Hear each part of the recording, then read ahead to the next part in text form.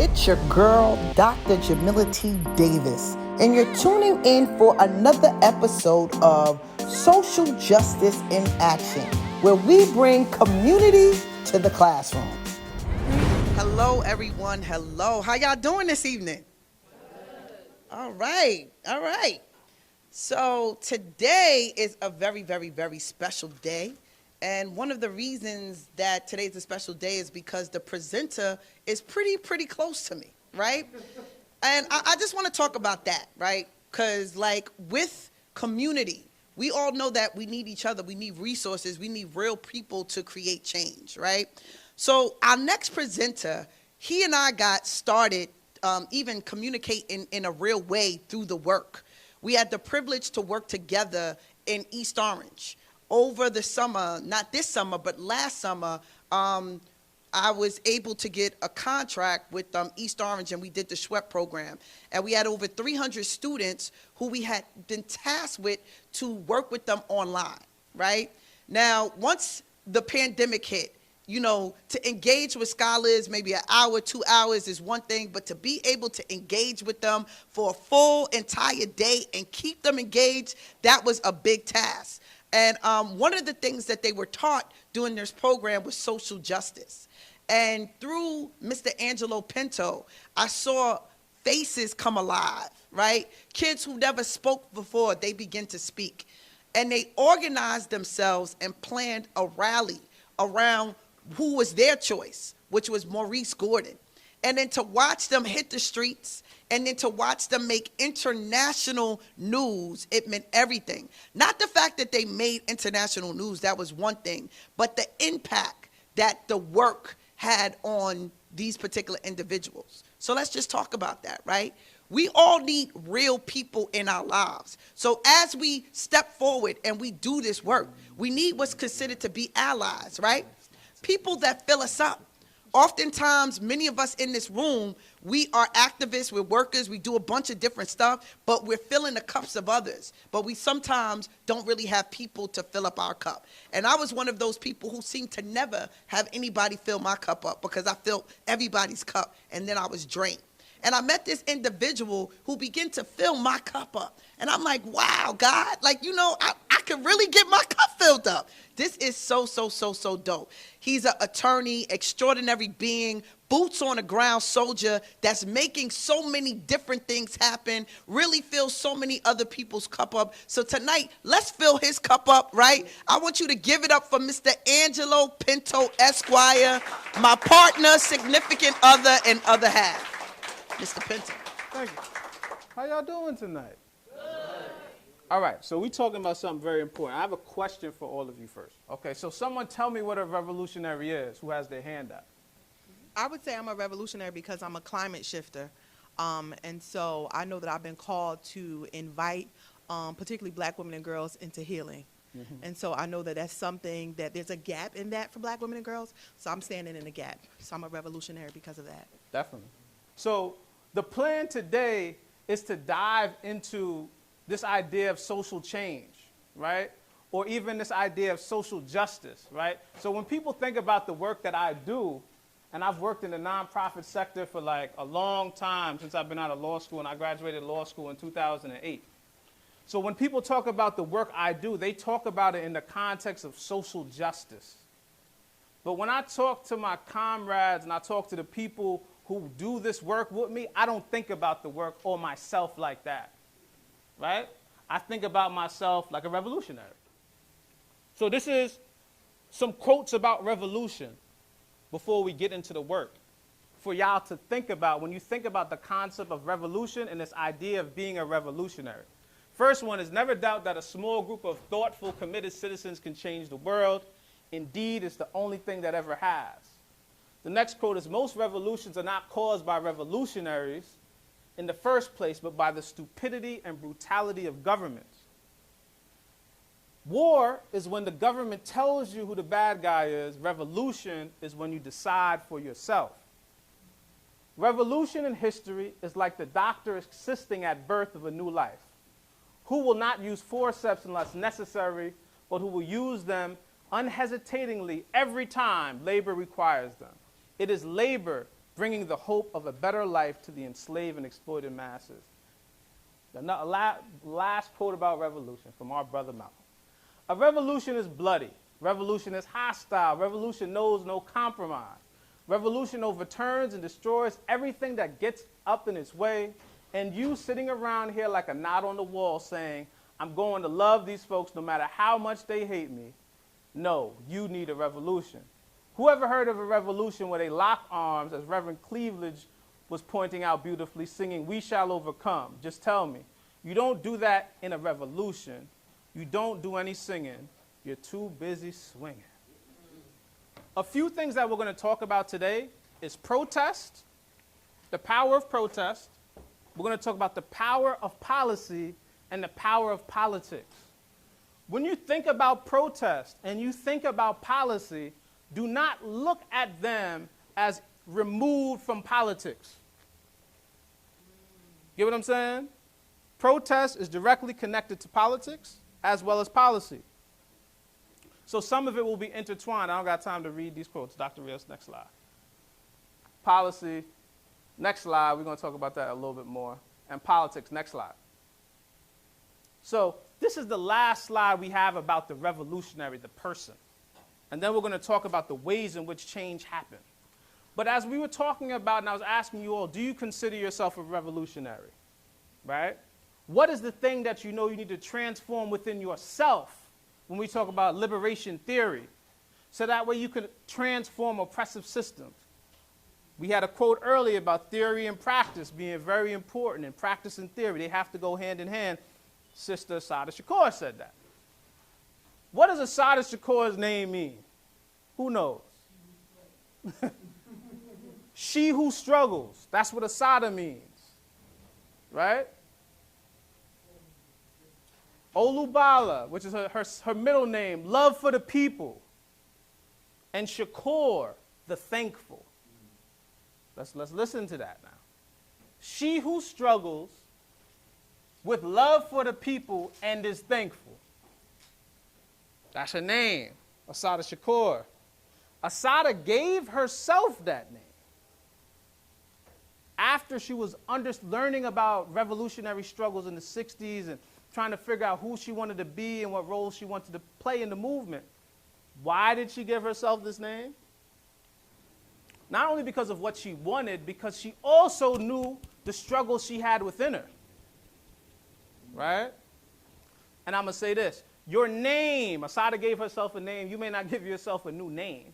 Right? Some revolutionaries do. Malcolm X changed his name. He got several names. People do that. But for them, their name was their mission statement. You get what I'm saying? The name was the thing that reminded them what they're doing and why they need to do it. Right? And you all should do the same thing. It doesn't have to be in changing your name, but you should certainly write your revolutionary mission statement. Right? Write your revolutionary mission statement. What does revolution look like to you? How should it go? Again, this is important, and this is the last time we're going to talk about it. The revolutionary is as important as the revolution. Right? You may not get the revolution without the revolutionary. And I'm saying all that to you. You may not get the change that you're trying to bring about unless you figure out what it is for you, what it looks like, what it feels like, and not only that, have some systems in place to know you're going to confront some things that move you off track. And your mission statement should bring you back on track and bring you back on track. But now we're going to dive into the mechanisms that create change, right? And often these are the things that revolutionaries see and say, I'm going to do something with this moment. I'm going to do something with this. And I'm going to start with the power of protest, turning moments into movements. The power of protest. Free Meek Mill. Who knows who Meek Mill is? Raise your hand if you know Meek Mill. Who remembers when that was happening? Right? So somebody tell me what happened, what they remember from that.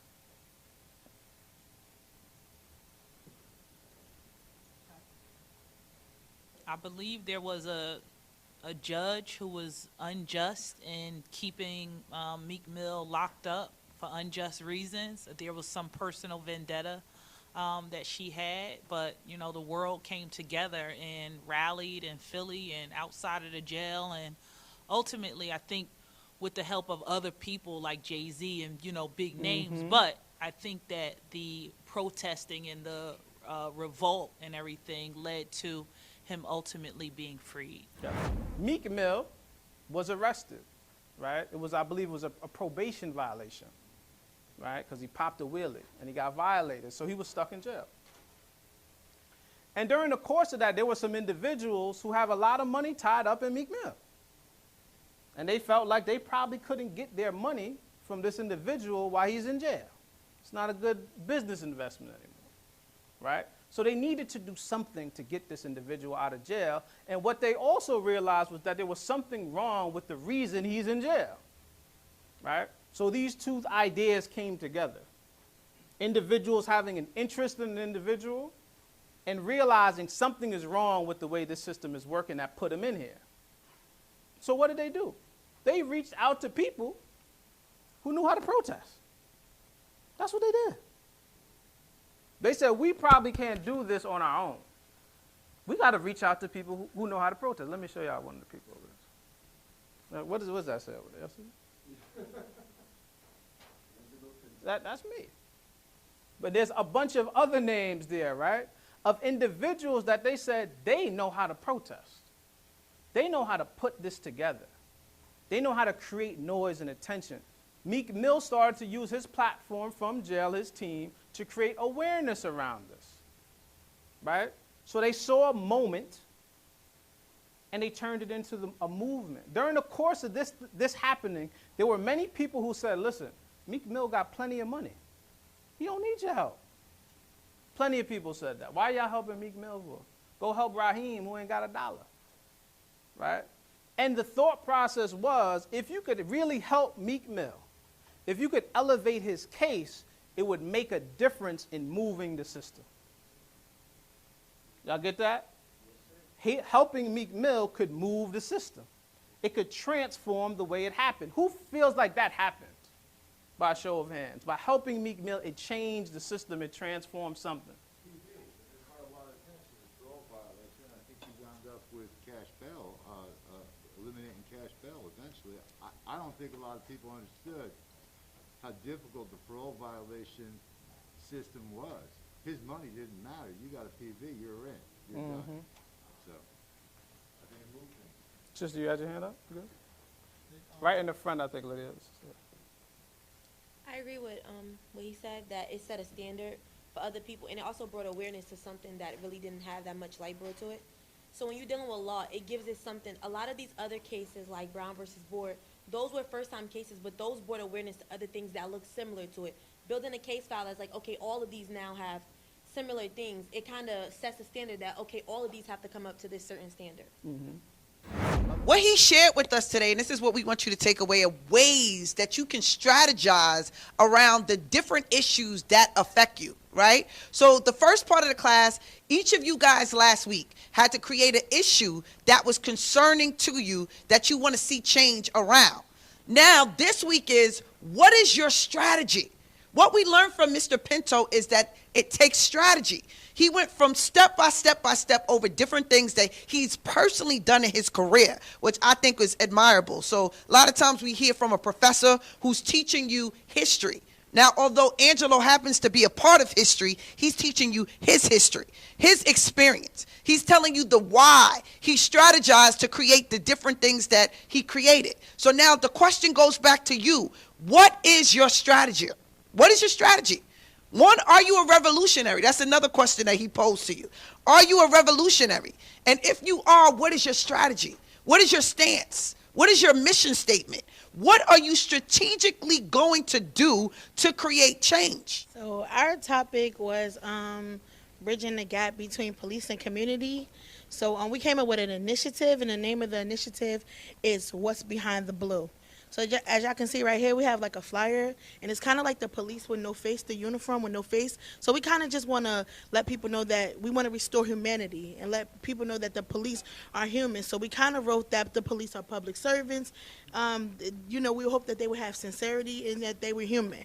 I mean, the challenging part about this is, as African Americans, we have an idea of the police, but then we also have the reality, because we have a plethora of different races. So, and also we have this initiative have to also be appealing to the police. So it have to be something that in order to bridge the gap, we have to have an initiative that they can read and say, we're not offended by this, and that strategy, because I don't believe everything, but we have to. So we kind of just wrote our mission statement. We kind of have our objective. What do we plan to tackle? But then we also, who are our allies? You, and you, and you. We took all of y'all different topics and said that how our topic can basically affect all of y'all. So I love it. Give it up for them in the PowerPoint presentations and mission statements. Give it up for Dawn. She happens to be actually the president of the Newark School Board, right?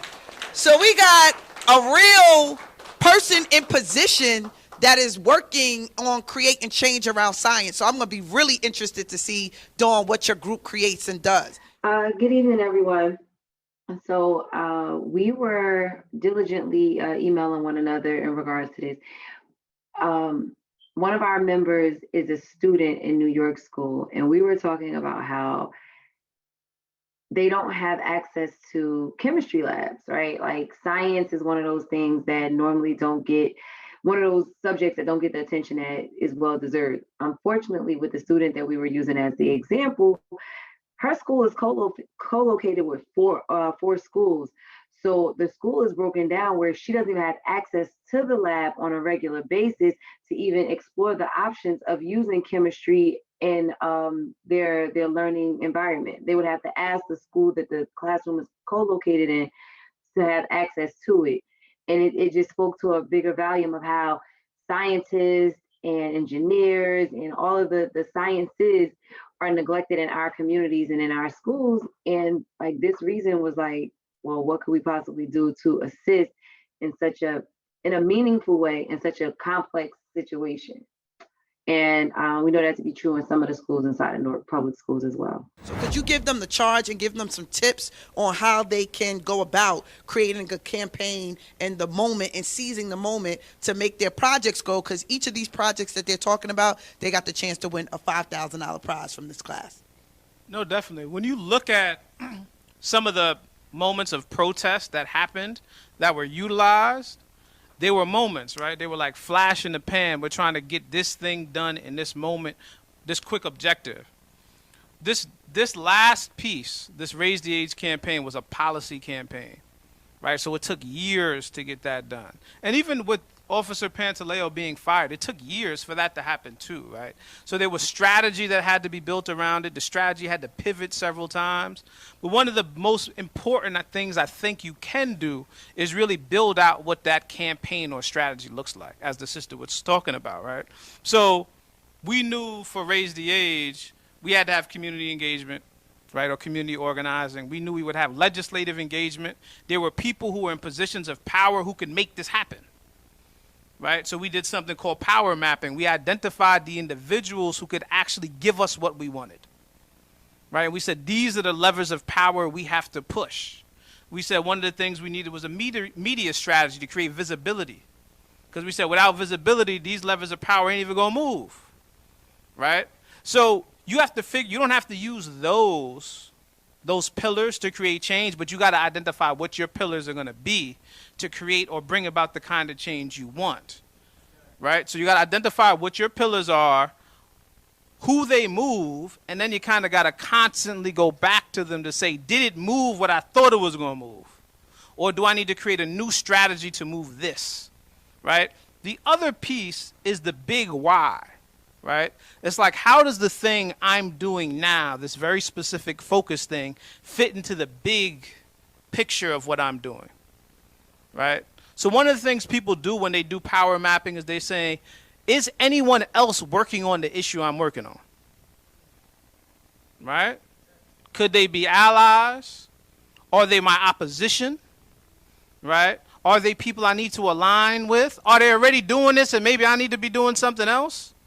Right? That mapping allows you to see the full landscape around your one issue, which is important. And then that one issue should help you understand the movement landscape. You get that?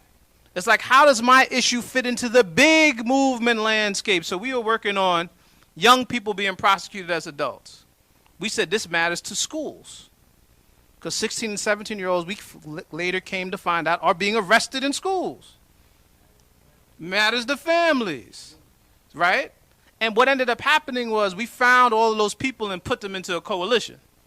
We said, oh, this should matter to all of y'all, right? And they found their point of interest to make the issue make sense. But we also knew this was happening in the criminal justice landscape, if that makes sense. So we knew if we got 16 and 17-year-olds out of jails, the prison population would decrease. And then we could potentially close Rikers Island.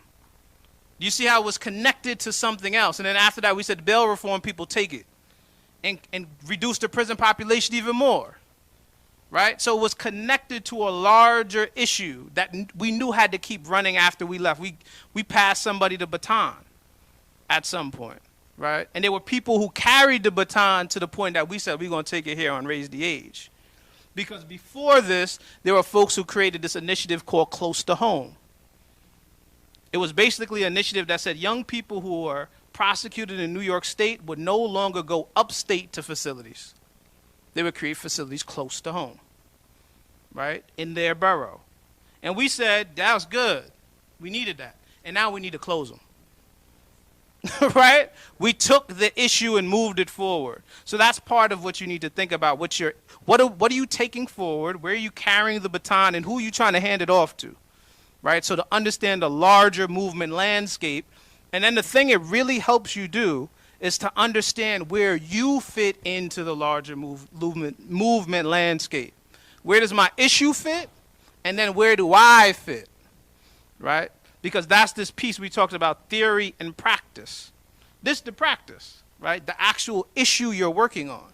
And the theory is, what does it change immediately? What does it change long term? How does it change me? And then what do I do after this?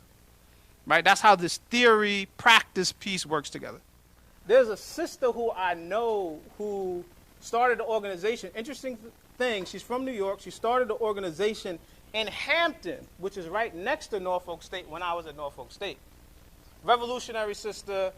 She does mindfulness now, right? Mindfulness think about mindfulness as a form of revolution, right? Mindfulness as a form of revolution.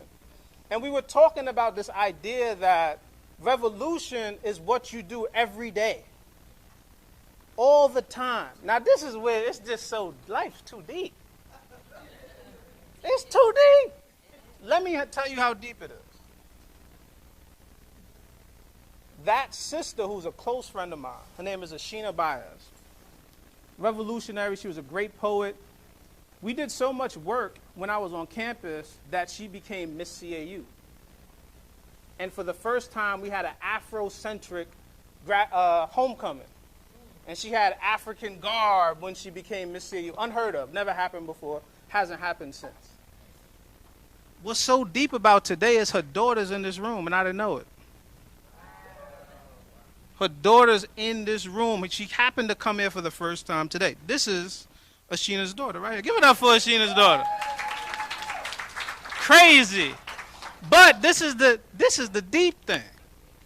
She has the same revolutionary spirit as her mama. So when we talk about living revolution, living it, right? And she told me a story, I'm not going to get into it, but before y'all go, she's going to drop a poem on y'all. Like her mama used to do. She going to drop a poem on y'all. So y'all listen up. Y'all give it up for this young sister. She about to blast. I know it's going to be good. I never heard it. Okay, this system is broken. Yeah, I want to make it, but I can't be another token and fall into the systematic racism while my culture is stolen. Being black is my life. Being a cop is an occupation. That means in a situation, my darker pigmentation cannot trigger you to pull your trigger. Fear cannot equal death nor a necessary force. Now, I don't know who's your source or who took you through the course of shoot first and ask questions later, but bro, come outside and let's just talk. Or let's take a walk and pop off the cork that you used to wash on your sorrows, leaving us with dead souls just to get some pesos. Well, your pockets got to be fat. Imagine killing for $1. Now that's just ghetto, and I ain't talking rat-tat-tat-tat, but in all seriousness, this has got to stop. You do not have the authority to kill just because you're a cop. Or maybe it's just a supremacy and white supremacy that makes you feel that you're on top. So you kill my people, then yell, all lives matter. Yes, something has to stop because listen, all lives matter can't matter until black lives do. And you cannot scream Black Lives Matter only when it's convenient to you. But in reality, this is nothing new. They take the culture and leave us with the struggles that they put us through. I'm still trying to figure out what did we do to you. You traded the chains for handcuffs, then added bullets as if it wasn't enough. George Floyd was on tape. Imagine all the lives taken on hush-hush. But I won't say too much. I'm going to say less. And hopefully my words can make the monsters confess. But like I said, baby, black is beautiful. And anybody who disagrees is delusional. And you know that phrase, food for thought? Well, consider this a thoughtful food that I have brought because, baby, our black is beautiful.